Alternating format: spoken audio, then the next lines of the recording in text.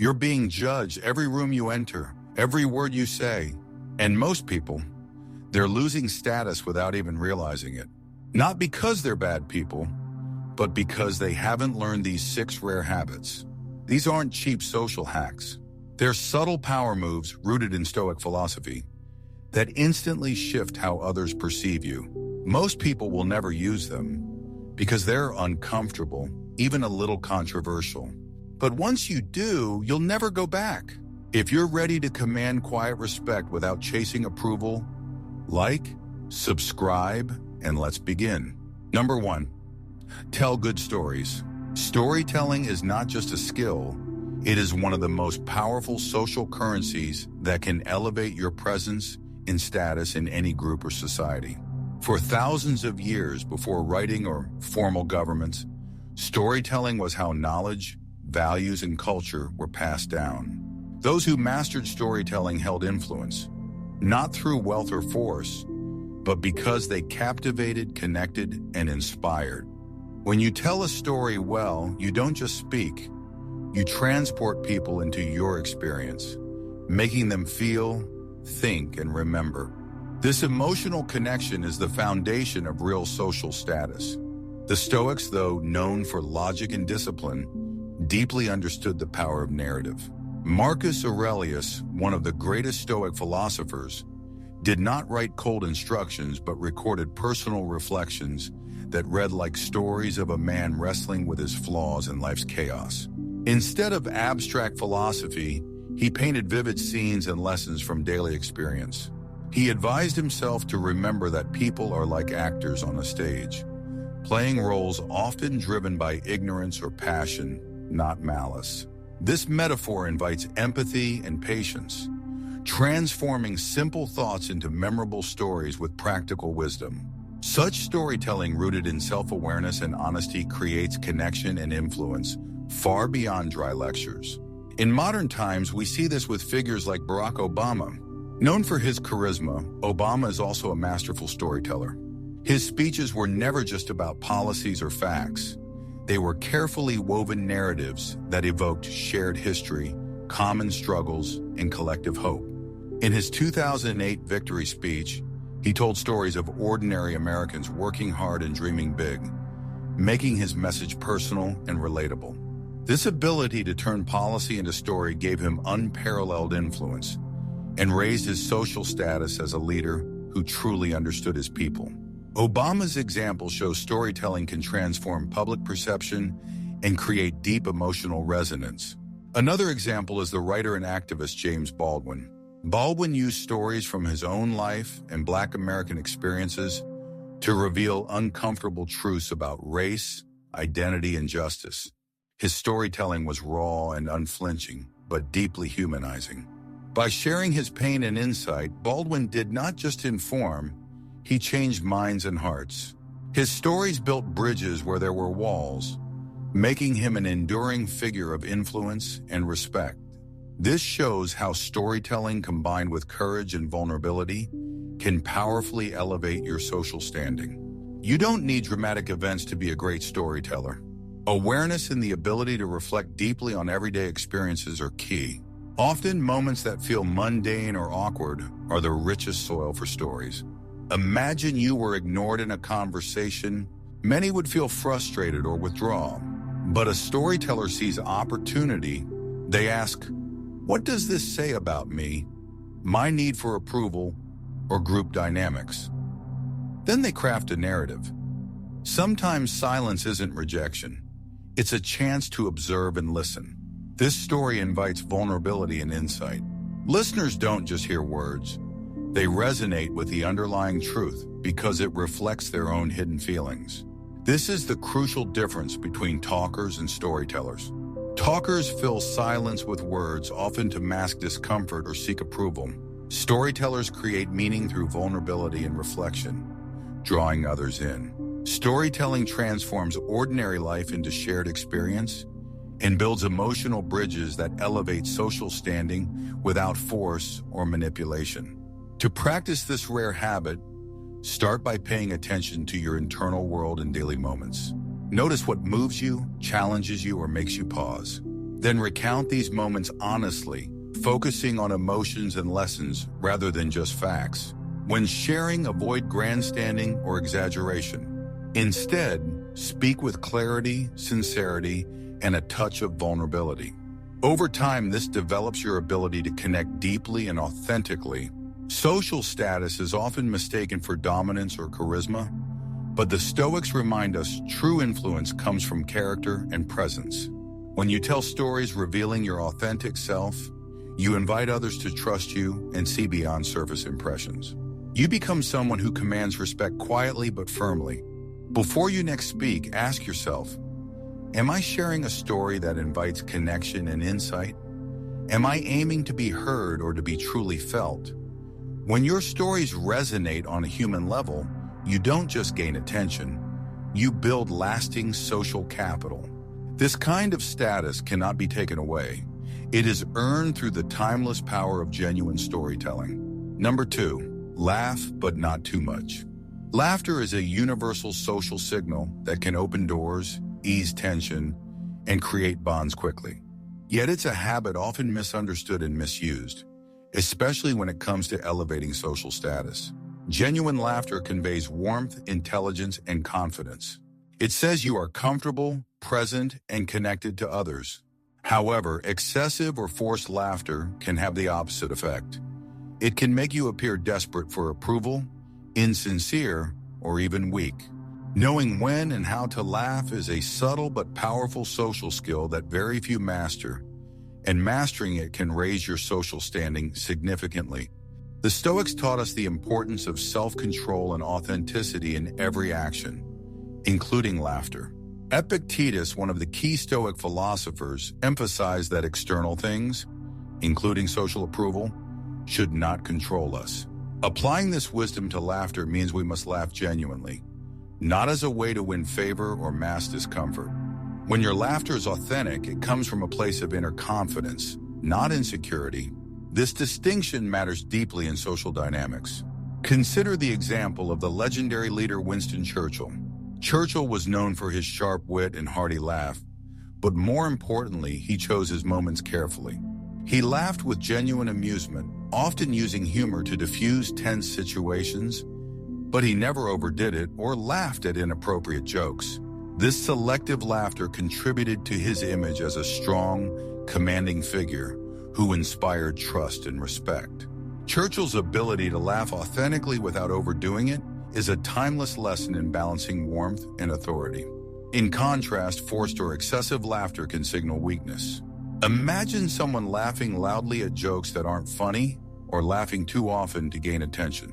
This behavior can come across as insincere or needy, driving people away rather than drawing them closer. In social psychology, this is often described as social mimicry gone wrong, where one tries too hard to fit in or be liked, but ends up highlighting their insecurity. Such laughter doesn't build social status, it diminishes it. Moreover, there is power in choosing not to laugh at certain moments. Sometimes withholding laughter can signal that you hold yourself to a higher standard or that you are not easily swayed by peer pressure. This does not mean being cold or judgmental, but being discerning.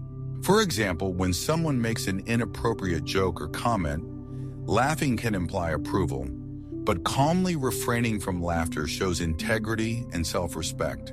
This selective laughter can elevate your social status by demonstrating that you are confident enough to set boundaries without alienating others. A famous modern example is the comedian Dave Chappelle, who often uses silence or a serious look instead of laughter to underscore uncomfortable truths or to challenge his audience. His selective laughter conveys that he is in control of his emotions and the narrative, and that he will not simply join the crowd's reactions without reflection.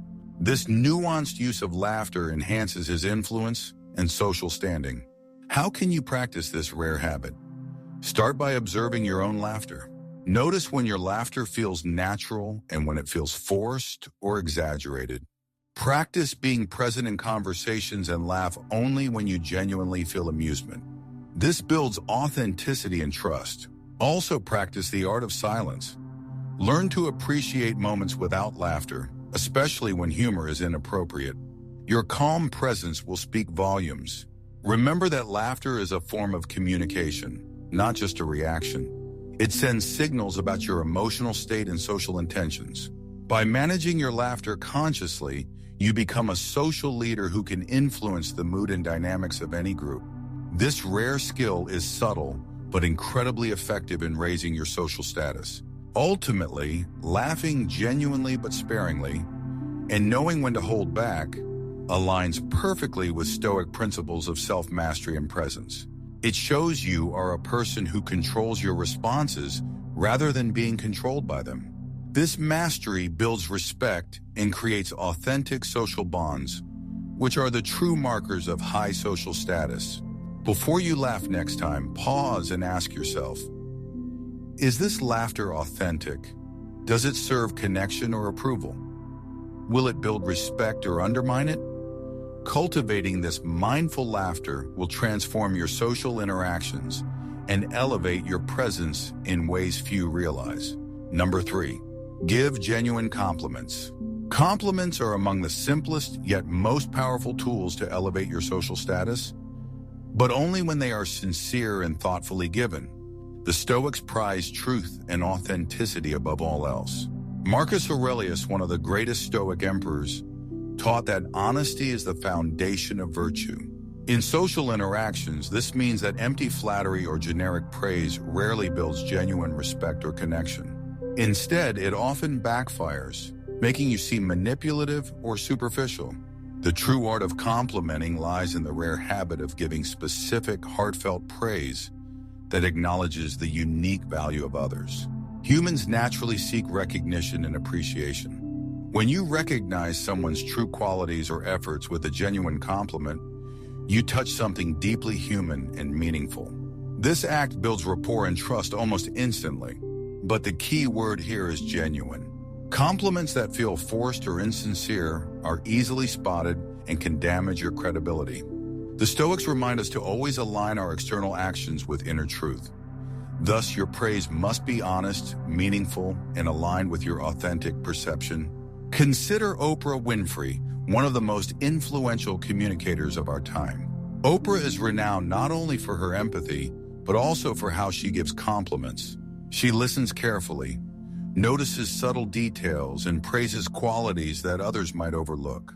Whether complimenting a guest's courage, intelligence, or kindness, her words come across as deeply authentic and impactful. This sincerity has helped her build unparalleled trust and connection with millions of people. Oprah's approach perfectly demonstrates how genuine compliments raise your social status by making others feel truly seen, understood, and valued. In contrast, generic compliments like "you look nice" or "good job" lack the emotional depth needed to forge real bonds. Worse, when compliments are given to manipulate or flatter for personal gain, they undermine your reputation and social standing. The Stoics would warn that such behavior compromises your integrity, a price far too high for fleeting approval or social climbing. Another crucial Stoic lesson is to focus your compliments on character and actions, rather than merely appearance. Marcus Aurelius repeatedly urged himself to value the soul over superficial things.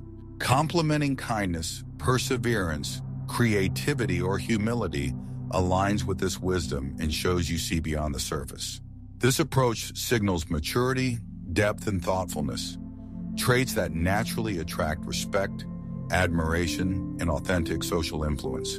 Genuine compliments can also serve as powerful social bridges in awkward or tense moments.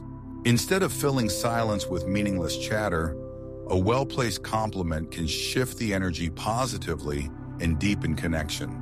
However, it's important to avoid using compliments as mere fillers or social currency. When the difference lies in your intention and authenticity, compliments offered as bridges to authentic connection are felt and remembered, while those given as transactional tools are fleeting, transparent, and ultimately ineffective.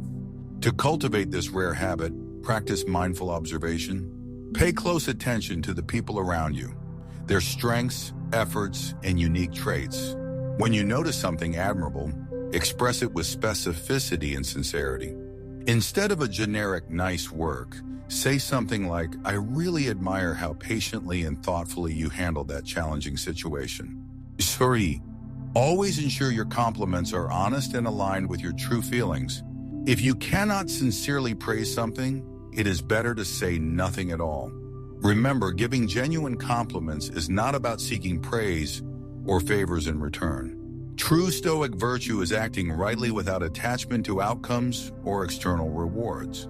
Compliment because you genuinely see the good in others, not because you want something from them. When your intentions are pure, your social status rises naturally as people sense your integrity, warmth, and authenticity. The power of sincere compliments is evident in history, leadership, and diplomacy. Nelson Mandela's ability to acknowledge and praise even former adversaries helped heal a deeply divided nation. His genuine recognition of others' strengths and virtues was key to his extraordinary influence and enduring legacy. Compliments rooted in respect and truth are not just polite niceties. They are instruments of transformation, social harmony, and true power. In conclusion, the rare habit of giving genuine compliments reflects the deepest Stoic values of authenticity, integrity, and respect for human dignity. By mastering this habit, you raise your social status while contributing to a culture of trust, positivity, and real connection. Start today by observing the real value in others and expressing it sincerely and specifically. Your social world and relationships will transform beyond what you expect, opening doors not through manipulation or pretense, but through honest appreciation and mutual respect. Number 4. Own your mistakes fast. Most people spend their lives trying to avoid looking weak. They build walls, is Mr. One. They craft perfect narratives. They deflect blame. They justify, over-explain, and redirect the spotlight, all in the name of self-protection. But here's the paradox that reshapes how you think about power. The fastest way to earn deep, lasting respect isn't by pretending you're flawless. It's by owning your mistakes with speed, clarity, and grace. In a world obsessed with image, honesty becomes a superpower. According to Stoic philosophy, the wise person is not the one who never errs, but the one who learns quickly, corrects himself, and moves forward without shame. Epictetus said, "If someone points out a truth and it's true, leave your pride at the door and accept it." Kaftarin. To the Stoic, truth matters more than pride. Growth matters more than appearances. Self-mastery begins not in avoiding mistakes, but in responding to them with dignity. Let's be clear, this is not about groveling. It's not about collapsing under guilt or turning your mistake into a performance. The Stoic response is fast, factual, and emotionally grounded. You say, "Yes, that was on me. Here's what went wrong. Here's what I'll do to make it right." No excuses, no blame shifting, no performative apologies designed to win pity. Just calm ownership, the kind that makes people trust you more, not less. And this will blow your mind, but one of the fastest ways to raise your social status is to lower your defenses. Why? Because when you take responsibility, you're not just fixing the issue, you're signaling emotional maturity. You're saying without words, "I can face myself. I don't need to be perfect to be powerful." Why? That level of clarity is magnetic. It earns the trust of peers, friends, and even adversaries. They may not say it aloud, but they feel it. Consider Marcus Aurelius, one of the most powerful men in history. As Roman emperor, he commanded armies and ruled over millions. Yet his meditations, private writings never meant for the public, are filled with honest reflections about his flaws. He questions his temper, impatience, pride, and laziness. He doesn't hide behind his title. He confronts himself. That's why his legacy endures. Not because he was perfect, but because he had the courage to admit when he wasn't. Avoiding responsibility is like rust on your reputation. It spreads slowly until people stop trusting you, even if they don't know why. It's not always about the mistake. It's about how you handle it. Did you get defensive? Did you disappear? Did you blame someone else? Or did you step up, own it, and fix it without drama? In contrast, when you own your mistakes quickly, something powerful happens. The mistake becomes a moment of leadership. The people around you, colleagues, friends, family, take notice. They see you as grounded. They start to model your behavior. You shift the tone of the room. You create a culture of trust simply by refusing to run from the truth. Soon after, your words start to carry more weight. People begin to listen more closely because you've shown that your ego isn't in control. And that's rare. That's memorable. That's powerful. Now don't confuse this with self-deprecation. The Stoic doesn't wallow in guilt. He doesn't replay the mistake 100 times or tear himself down for it. He acknowledges it, corrects what he can, and moves forward. As Seneca wrote, "The greatest remedy for anger is delay, but the greatest remedy for guilt is action." That's the Stoic method. Take the lesson, apply the correction, release the weight. To put it differently, mistakes are inevitable. What sets you apart is how you meet them. Do you shrink or rise? Do you hide or grow? The world pays more attention to how you behave in failure than in success. People remember not just your words, but your choices under pressure. Thus, the next time you slip up, and you will because you're human, don't stall. Don't spin. Don't throw someone else under the bus. Say it clearly. That was me. And show them what real strength looks like. Not the strength to dominate, but the strength to grow, to repair, and to rise without resentment. Because in a world full of performers, the one who stands rooted in truth becomes unforgettable. Number 5. Learn and use names. Dale Carnegie once said, "A person's name is to that person the sweetest sound in any language." But the Stoics would take it further. They'd argue that remembering names isn't just polite, it's a test of presence, humility, and moral awareness. In a world obsessed with speed and superficiality, this rare habit can quietly elevate your status in a way few others can. Think about it, names are not just sounds. They carry identity, lineage, memory. They mark where someone comes from and hint at who they hope to become. When you use someone's name sincerely, you're not just being social. You're anchoring yourself in the present moment and giving another human the basic gift of being recognized. That's not just emotional intelligence. That's Stoic virtue in action. Marcus Aurelius, in his Meditations, constantly reminded himself not to get lost in ego or hierarchy. He believed every human was part of the same rational universe, bound by a divine spark. Remembering a name is a small way to honor that shared humanity. It requires effort, attention, and above all, respect. In other words, it demands that you stop treating people like background characters and start seeing them as souls just like you. Most people think remembering names is a talent. It's not. It's a choice. It's a decision to care, to listen closely, to slow down enough to connect. When you say, "It's good to see you again, Maya," instead of a generic hello, you communicate something powerful. You are worth remembering. And very soon after, they'll feel more connected to you, because being seen, even in a small way, builds trust. Let's take Nelson Mandela as a real-world example. Throughout his leadership, he was known to remember not just officials and allies, but prison guards, cooks, and drivers. One former guard said Mandela greeted him by name every morning while incarcerated.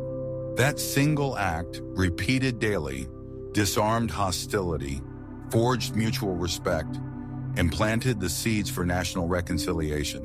And the Stoics would have praised it because it reflected a deep inner commitment to honor others, regardless of power. Now, remembering names isn't always easy. We're overwhelmed, distracted, pulled in 100 directions. But the Stoic path has never been about ease. It's about effort. The discipline to stay present when others drift. If you forget a name, don't fake it. Don't pretend. That's pride. Instead, ask again with honesty. Remind me, I really want to remember. That moment of humility makes a stronger impression than trying to save face ever could. You can train this skill. Say the name 3 times in conversation. Associate it with something memorable. Visualize it written out. These techniques are simple but effective. More importantly, they sharpen your mental clarity. You stop drifting through conversations and start anchoring your mind in the person across from you. And here's what's often overlooked. Using names doesn't just help others feel valued, it builds your own confidence. When you walk into a room and greet someone by name, you take up space, not with arrogance, but with grounded presence. You become someone people want to be around. Someone who listens, someone who remembers. Seneca once warned against treating people as tools. He wrote, "Wherever there is a human being, there is an opportunity for kindness." Remembering someone's name, especially when there's nothing to gain, is one of the most practical ways to embody that wisdom. It says, "I'm not here to use you. I'm here to see you." And this habit creates a ripple effect. When others hear you remember names, they're more likely to remember yours. When you speak directly to someone, "Good morning, Elijah," or "Thanks for your help, Aisha," you cut through noise. You stand out, not by dominating a room, but by noticing the details others ignore. To put it differently, remembering names is a silent signal of character. It shows you're grounded, attentive, and willing to carry the small burdens that most avoid. And in a world where so many seek attention, the one who gives it stands out far more. So the next time you meet someone, anyone, don't rush past their name. Say it. Repeat it. Use it or humor it. And if you forget it, own that. Ask again. Because every time you do, you're not just remembering a name. You're practicing presence, self-discipline, and the kind of respect that can't be faked. That's not just socially powerful. That's Stoic. Number 6, have opinions but don't be a jerk. Most people are either afraid to speak their mind or addicted to doing it with hostility. They either stay silent to avoid conflict or bulldoze every conversation just to feel powerful. But the Stoics teach a different path, one that requires both courage and restraint. The ability to form strong, grounded opinions and express them without arrogance is a rare social skill, but it's also one of the most powerful. You see, having no opinions makes you invisible, but forcing your opinions makes you insufferable. The Stoic finds the middle. They speak with clarity, not cruelty. With conviction, not condescension. This balance isn't easy, but it earns long-term respect. People may not always agree with you, but they'll trust you more when you express your views with calm strength. Epictetus reminds us, "We have 2 ears and 1 mouth so that we can listen twice as much as we speak." So in Stoicism, speech isn't about dominance, it's about usefulness. The goal of communication isn't to crush others, but to offer clarity. That's what separates the wise from the merely loud. One is anchored in reason, the other is flailing in ego. Take Marcus Aurelius. As emperor of Rome, he held immense power.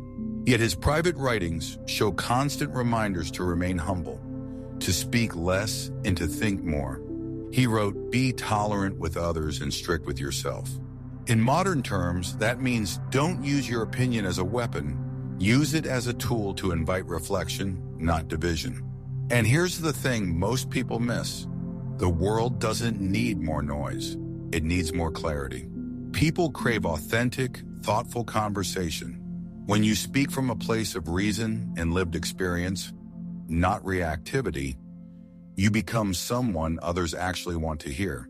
You challenge them without humiliating them. You elevate the discussion instead of hijacking it. But be careful, there's a trap. Many confuse bluntness with honesty. They mistake aggression for strength. But the Stoics were never blunt just to provoke. They were precise.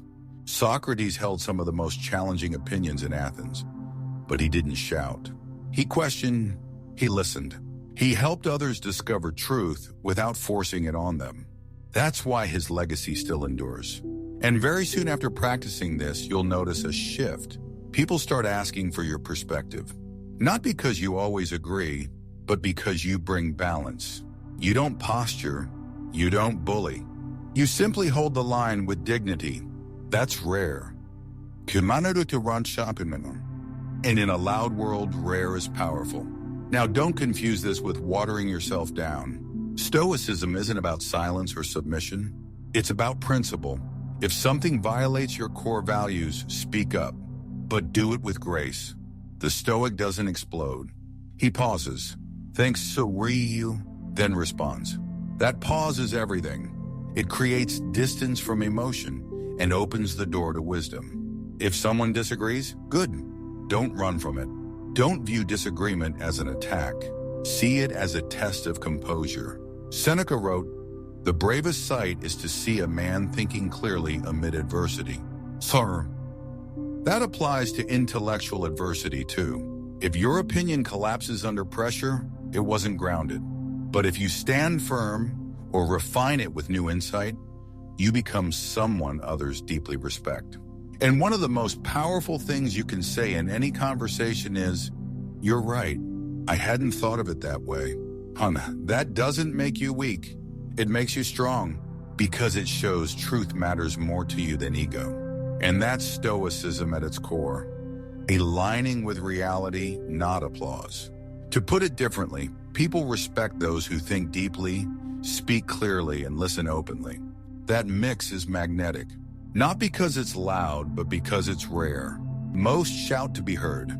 The Stoic speaks to bring light. You don't need everyone to agree with you.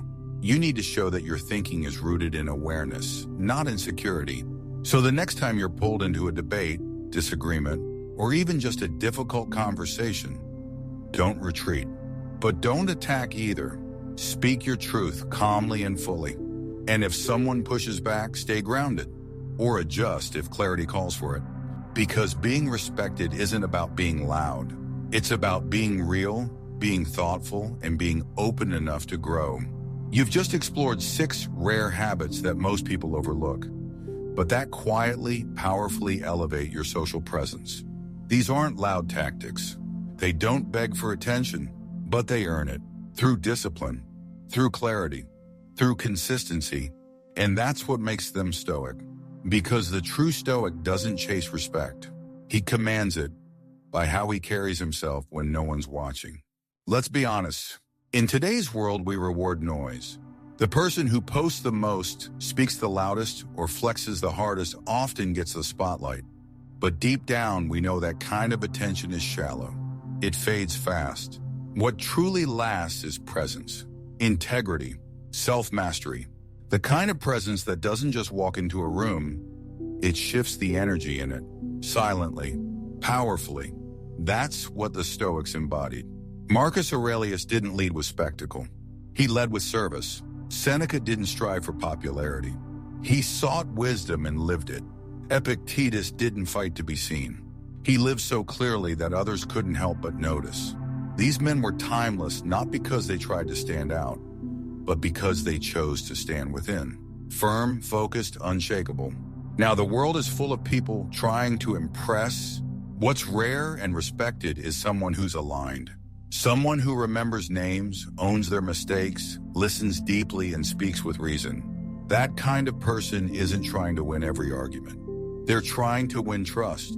And over time, that wins everything. So let me ask you this. Which of these habits will you apply today? Not in theory, not someday, kinda, but now. Because these aren't just habits, they're declarations. Each one says, I choose to live by a different code.